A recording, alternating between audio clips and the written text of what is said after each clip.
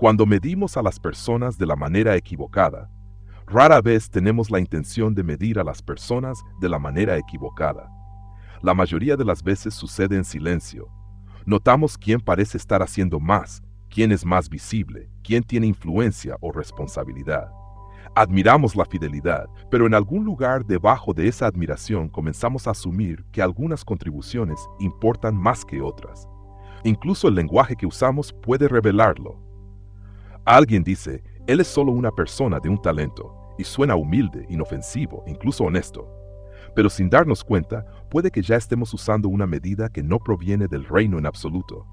Heredamos la forma en que el mundo asigna valor, productividad, visibilidad, resultados. Estas cosas nos parecen naturales porque nos rodean todos los días. Y así, sin intención, comenzamos a vernos unos a otros a través de esas mismas categorías.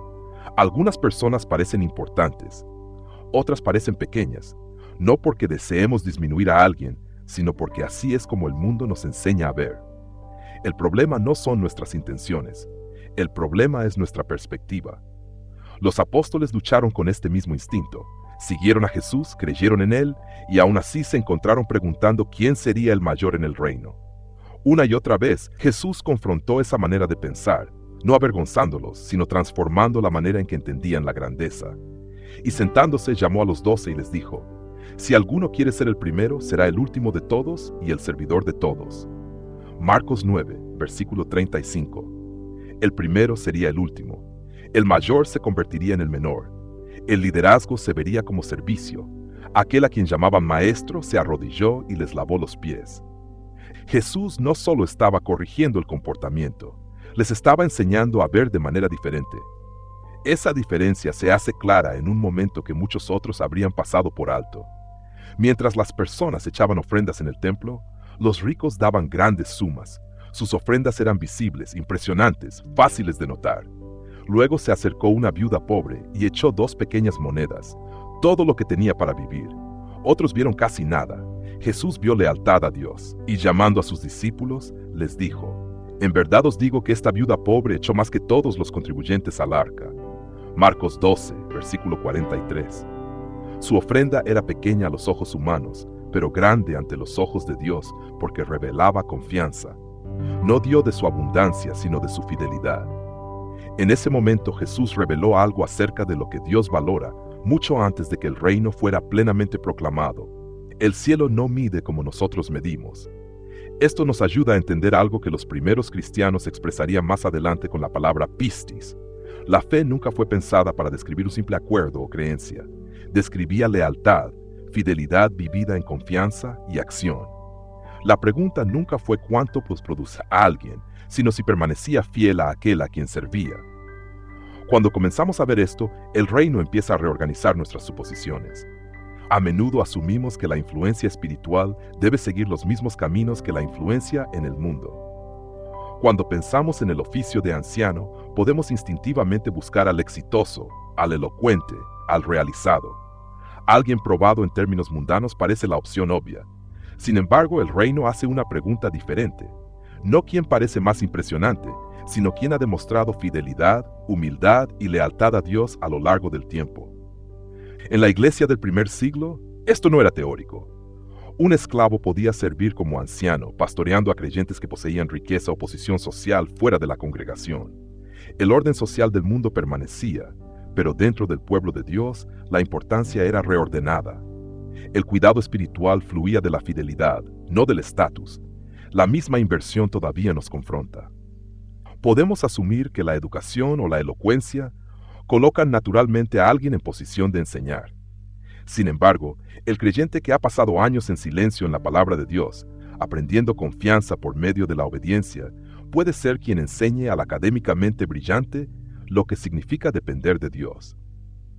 No porque la ignorancia sea mayor que el conocimiento, sino porque la fidelidad produce una sabiduría que el conocimiento por sí solo no puede dar. De la misma manera, la persona que lucha por hablar con elocuencia aún puede mover el corazón del orador talentoso, no por palabras pulidas, sino por la simple proclamación de la palabra de Dios misma. El poder no descansa en la forma de presentar, sino en la verdad que se proclama y en la lealtad que la respalda. Aquí es donde tan fácilmente traemos la evaluación del mundo al reino sin darnos cuenta. Asumimos que el mayor en el mundo también debe ser mayor entre el pueblo de Dios. Pero Jesús mostró repetidamente que así no ve Dios.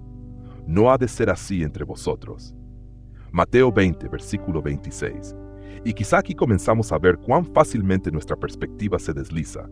Miramos a alguien y decimos, él es solo una persona de un talento, sin darnos cuenta de cuánto revela ese lenguaje acerca de la escala que estamos usando. En los días de Jesús, incluso un solo talento no era pequeño. Representaba años de trabajo, una enorme confianza puesta en manos de alguien. Ningún siervo en esa parábola recibió sobras. A cada uno se le confió algo valioso. La diferencia solo apareció cuando entró la comparación.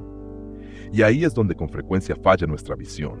Miramos de lado a los demás y comenzamos a medir el valor por contraste, más visible, más capaz, más logrado. Pero el reino no mide así. Lo que llamamos pequeño puede que nunca haya sido pequeño en absoluto. A los ojos de Dios, la fidelidad con lo que se nos ha confiado es en sí misma grande. Jesús dijo, si alguno quiere ser el primero, será el último de todos y el servidor de todos. Marcos 9, versículo 35. Y otra vez, así los últimos serán primeros y los primeros últimos. Mateo 20, versículo 16. El Rey ya nos ha dicho cómo se ve la grandeza, no prominencia, sino fidelidad, no comparación, sino lealtad. Y cuando aprendemos a ver a través de ese lente, comenzamos a valorarnos unos a otros de manera diferente. Nos volvemos más lentos para pasar por alto la fidelidad silenciosa y más rápidos para reconocer lo que Dios honra. Y comenzamos a vivir con la confianza tranquila de que lo que se ofrece a Dios en confianza y obediencia nunca es pequeño ante sus ojos. Mientras meditas en esta enseñanza hoy, toma un momento para reflexionar dónde todavía puedes estar midiendo a las personas, o incluso a ti mismo, según los estándares del mundo, en lugar de los del reino. ¿Dónde podría Dios estar invitándote a ver la fidelidad de manera diferente? ¿Y dónde podría estar redefiniendo lo que consideras importante en su reino? Si lo deseas, comparte tus reflexiones o preguntas en los comentarios, para que podamos aprender y caminar juntos por este camino.